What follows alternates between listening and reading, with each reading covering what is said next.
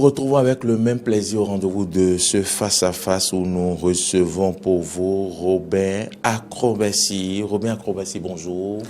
Bonjour Moriagua. Vous êtes le président de l'association La Voix des consommateurs. Nous parlons aujourd'hui de comment sécuriser l'alimentation des enfants dans nos écoles. Et donc, qu'est-ce qui vous amène en tant qu'association La Voix des consommateurs à vous intéresser à la santé des enfants dans les écoles et plus encore à la sécurisation de leur alimentation? Merci. Je puis dire d'ores et que lorsqu'on prend une association de consommateurs, le premier droit le plus important que nous défendons pour les consommateurs, c'est le droit à la sécurité. Et ce droit stipule que aucun processus de production, aucun bien, aucun service ne doit menacer la santé, la vie et l'équilibre financier du consommateur. Et donc, vous imaginez que lorsqu'on parle de consommateur, c'est déjà même depuis que vous êtes dans le ventre. Et dès que vous naissez, il faut qu'on vous entoure de tous les soins pour que, comme le dit si bien notre hymne national, nous puissions espérer d'avoir une postérité à laquelle on transmet quelque chose. Si cette postérité est une postérité malade, incapable de produire, incapable de répondre aux attentes de la société, vous êtes d'accord avec moi que nous ne sommes pas en train de construire une nation, mais plutôt que nous sommes en train de la déglinguer. Donc c'est pour cela que nous nous sommes dit, vu tout ce qui se passe aujourd'hui en matière de dégâts sur le plan alimentaire, en matière de prolifération des maladies non transmissibles, tout à l'heure, j'ai été très heureux d'entendre déjà tout ce que vous disiez de si bien en matière de conseils pour l'alimentation. Et donc, ça va bien dans cette logique-là. Qu'est-ce qui se passe comme dégâts? Vous venez d'évoquer que beaucoup de choses se passent comme dégâts. Qu'est-ce qui se passe? Parlez-nous de ces dégâts. Bon, il y a, depuis plusieurs années, nous constatons que au Bénin, par exemple, on est de gros importateurs de riz. Le riz est devenu pratiquement l'une des denrées les plus consommées au Bénin, pour ne pas dire que c'est rentré dans notre alimentation de base. Et c'est l'aliment préféré des enfants, par exemple. Oui. Alors, dans ce commerce de riz, il se passe beaucoup de choses que le consommateur, le client ne voit pas. C'est ça. Nous avons, au cours du régime défunt, nous avons dû plusieurs fois faire des enquêtes par rapport à des stocks de riz qui étaient importés, qui contenaient ce qu'on appelle l'aflatoxine. En fait, c'est des toxines qui... En fait, ces genres de toxines, quel que soit ce que vous faites, même si vous préparez le riz, vous ne pouvez pas les détruire. C'est ça. Quelle que soit la température. Et donc, c'est cancérigène ce genre de toxines, l'aflatoxine. Et c'est des riz qui arrivent souvent totalement avariés. On a même vécu des expériences où les conteneurs étant arrivés, quand les gens déchargeaient à Akpakpa, tout le quartier sentait la puanteur. Wow. Deuxième exemple, nous avons vécu une situation où des individus étaient en train de traiter du riz avarié, c'est-à-dire ce riz était déjà en train de générer des chalençons et des vers, et on l'a traité avec du sniper. Le sniper, c'est ce produit que vous voyez dans la rue et qu'on utilise pour tuer les blattes, les insectes et tout ce que vous voyez comme reptiles dans nos chambres. Alors, c'est cancérigène ce produit.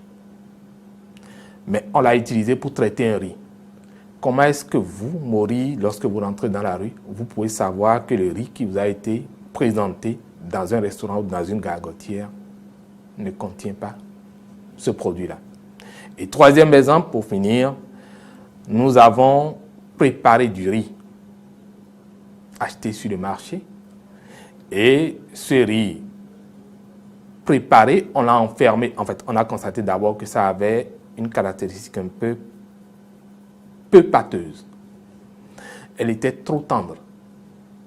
La mastication, vous sentiez que ce n'était pas de la pâte de riz que vous consommiez. C'était quoi? Bon, seule une expertise de laboratoire pourrait nous dire réellement ce que c'est, mais des caoutchoucs? Ça n'en était pas si loin. Mais ce qu'on a constaté, c'est que après avoir enfermé ce riz dans un bocal, avec de la sauce dessus bien entendu, on s'est rendu compte qu'après 21 jours, ce riz ne s'est pas décomposé. Or, lorsque vous prenez un riz naturel, eh bien, après 4 jours ou plus, ou 5 jours, vous deviez voir déjà les vers apparaître un peu partout. C'est ça. Donc, quand vous assistez à tout ça, vous vous demandez qu'est-ce qu'on sert à nos enfants dans les écoles? Puisque, d'un autre côté, lorsque vous prenez les maladies non transmissibles aujourd'hui, et particulièrement les cancers, les enfants sont les plus grandes victimes, surtout des cancers de sang. Ça se passe dans chaque famille. Parfois, on dit c'est les sorciers qui sont en train de sucer le sang de notre enfant. Mais c'est les hémopathies qui font ça, les maladies de sang. L'enfant perd de son sang régulièrement. Et il y a eu des enquêtes, les enquêtes STEP qui ont été faites par l'OMS ont révélé que sur la répartition du cancer par sexe, lorsque vous prenez les grandes personnes, les adultes hommes, vous êtes autour de 15,4%, les femmes 6,8%, mais les enfants, paradoxalement, on est à 38%. Là, c'est les hémopathies. Lorsque vous prenez le cancer de rein, les enfants seuls sont à 21,1%. Alors, cette situation, en tant que parents, d'abord, ça nous interpelle. Et deuxièmement, en tant que responsable d'organisation de consommateurs, vous ne pouvez pas vous taire, quel que soit le risque que cela comporte. Et comment se fait le suivi alors de l'alimentation dans les écoles? C'est là toute la complexité. Vous savez, généralement, les responsables d'école ont bien vocation d'éduquer les enfants, mais toutes les, je vais dire, tout n'est pas anticipé. Les gens ne voient pas toujours la dimension de l'alimentation qui doit contribuer à la bonne éducation des enfants. Il y a deux facteurs qu'on peut observer. Lorsque vous n'avez pas bien mangé, vous constaterez que vous n'avez pas les ressources nécessaires pour réfléchir convenablement et pour travailler. Donc, il y a ça, c'est un facteur qui empêche les enfants de pouvoir étudier convenablement. Deuxième facteur, lorsque l'alimentation est de mauvaise qualité et que l'enfant vient y consomme, il commence peut-être pas à vomir, il commence pas à se sentir mal, ou bien même, si c'est que la maladie a eu déjà le temps de se développer chez lui, et que c'est soit l'obésité, soit le diabète, soit le cancer, vous êtes d'accord avec moi que l'enfant ne peut pas continuer. Et les responsables des écoles n'ont pas toujours la présence d'esprit de s'attarder sur ces questions pour se dire comment contrôler la qualité de l'alimentation qui est offerte dans nos écoles, parce que la bonne dame à laquelle on a donné l'autorisation pour venir préparer, elle n'a forcément aucune notion de l'alimentation, de la nutrition. Et pourtant, c'est des enfants qu'il faut aller nourrir. Lorsque vous prenez même les cantines, les gens qui gèrent les cantines, ce n'est pas forcément des gens qui sont accompagnés par des nutritionnistes. Et donc aujourd'hui, la logique devrait être que l'État prenne toutes les dispositions pour que dans les écoles, on commence par avoir... Il y a plein de nutritionnistes au Bénin aujourd'hui. Il y en a énormément qui sont formés. Qui sont peut-être au chômage? Mais pas peut-être, qui sont au chômage. Et donc, si on peut commencer par les déployer pour assister les écoles, je crois que non seulement on aurait résolu un problème par rapport à la qualité de l'alimentation, mais deuxièmement, on aurait offert de l'emploi à ces gens-là parce que ces écoles ne vont pas les utiliser gratuitement. Et ça n'a pas besoin d'impacter outre mesure le coût des frais d'éducation. Surtout qu'il s'agit de vie.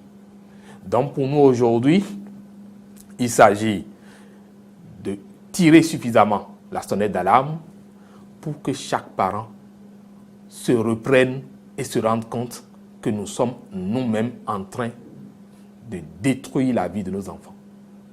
À partir du moment où nous les achetons des produits agroalimentaires qui ne répondent pas aux normes. Vous savez, aujourd'hui, à table, tout le monde s'offre du lait, tout le monde s'offre des mayonnaises, mais personne ne se pose la question de savoir d'où viennent ces laits, comment est-ce qu'ils ont été fabriqués, qu'est-ce qu'ils contiennent. Il y a des choses, si on commence par les révéler, les gens vont se tenir la tête, mais nous sommes en train de tuer nos enfants, malheureusement. Et aller au cimetière aujourd'hui, moi j'étais au cimetière d'Adjabo la dernière fois, les pierres tombales que vous voyez, ce n'est que les enfants, les teenagers qui sont entre la 10 et 20, la vingtaine, la trentaine. Ce n'est pas les personnes âgées qui sont septuagénaires, octogénaires que vous voyez le plus aujourd'hui. Les enterrements, c'est beaucoup plus les enfants. Et donc, il y a des études qui l'ont révélé aussi, les maladies non transmissibles tuent plus de 50% des gens que les autres maladies liées à tout ce qui peut être bactéries, virus ou autre. Est-ce qu'il y a une situation particulière qui s'est produite dans une école qui a retenu votre attention et qui a fait que vous avez décidé de vous engager dans cette lutte de sécuriser l'alimentation dans les écoles? Non, pas à notre connaissance particulièrement. Seulement, nous avions constaté... C'est le bon sens, en fait, qui vous guide. Oui. Et nous étions partis du fait que, d'abord, vous allez dans des écoles aujourd'hui, vous êtes surpris de voir le nombre de jeunes enfants qui sont obèses, en surpoids pondéral. Vous êtes surpris, désagréablement. Ça commence par la maison également. Si l'enfant est mal alimenté chez lui, c'est normal. Exactement. Et nous nous sommes demandé comment on peut mieux impacter le comportement, que ce soit des enfants, des parents et du tissu éducatif. C'est de là qu'on s'est dit, si on arrive à commencer par les écoles, où beaucoup plus de gens sont regroupés et sont préoccupés par le devenir des enfants, les parents n'ont plus beaucoup de temps aujourd'hui. On va commencer par générer les bonnes pratiques qui peuvent se transmettre dans les familles, parce que l'enfant est le père de l'homme. Dès que les enfants ont acquis un certain nombre de bonnes pratiques, de bons comportements dans les écoles, vous les verrez arriver à la maison, ils vont commencer par vous dire, papa, attention, lorsqu'on veut consommer un produit, on regarde la date de péremption, on regarde la date de fabrication, on regarde le pays d'origine, on regarde quels sont les ingrédients qui sont dedans. Est-ce qu'il y a tel colorant qui est cancérigène? Est-ce qu'il y a telle vitamine, tel conservateur? Ainsi de suite, qu'on ne doit pas consommer. Et donc, vous allez voir, le comportement des enfants va commencer par changer. C'est pour ça que nous nous sommes dit, la cible idéale, c'est les centres d'éducation. Est-ce que vous avez un appel à lancer, Robin Akromesi, par rapport à cette nouvelle lutte que vous menez pour l'intérêt de nos enfants? Oui, ce que je voudrais dire à nous tous, parents, c'est aujourd'hui, la perte des valeurs a atteint le summum.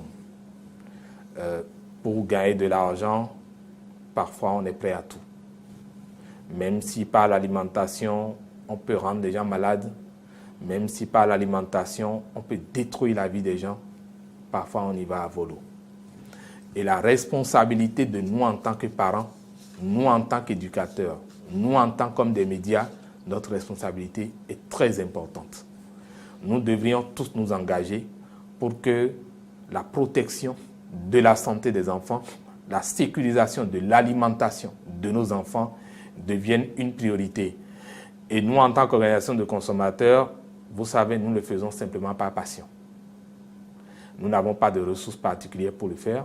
L'État n'a mis aucune ressource à notre disposition. On n'a pas de PTF, les partenaires techniques et financiers, qui se soient mis en appui pour nous accompagner. Nous le faisons avec nos maigres ressources. Le problème souvent c'est quoi? Nous avons envie de faire beaucoup de choses, mais sans ressources, on est limité. Tout à fait. Donc si chacun à son niveau peut comprendre qu'il peut user de ses atouts ou de ses capacités pour renforcer ce que nous faisons, eh bien, ça nous permettrait de mieux réussir. Ce qui est plus important pour nous aujourd'hui, ce n'est pas seulement de tirer la sonnette d'alarme pour dire « ça va mal », mais nous sommes en train de proposer des alternatives. Les alternatives, c'est quoi? Aujourd'hui, la production agroalimentaire locale a commencé par faire ses preuves. C'est ça. Il y a de très bons produits agroalimentaires que nous pouvons consommer, qui peuvent remplacer certains produits qui viennent d'ailleurs, dont la qualité est très discutable. Et donc pour nous aujourd'hui, nous voulons inviter tous les producteurs locaux à travailler davantage à améliorer la qualité de leurs produits, à faire contrôler leurs produits par l'ABSSA, qui est l'Agence béninoise de sécurité sanitaire des aliments. Et nous, en tant qu'organisation de consommateurs, nous pourrons dire aux écoles, aux parents, voilà les produits que nous pouvons vous recommander. Si vous allez vers ça, ces produits sont sains. Et nous croyons que ça va permettre à la jeunesse qui s'investit dans la production locale de vraiment s'offrir des emplois dignes du nom et puis de pouvoir mener une vie responsable. Robin Akormassi, merci d'être venu nous parler de comment sécuriser l'alimentation des enfants dans les écoles. Président, vous êtes le président de l'association La Voix des consommateurs. Merci d'être venu. C'est moi. Mesdames, Messieurs, c'est la fin de ce face-à-face. Merci à toutes et à tous de nous avoir suivis. On se donne un rendez-vous pour un nouveau face-à-face demain. Merci de nous avoir suivis.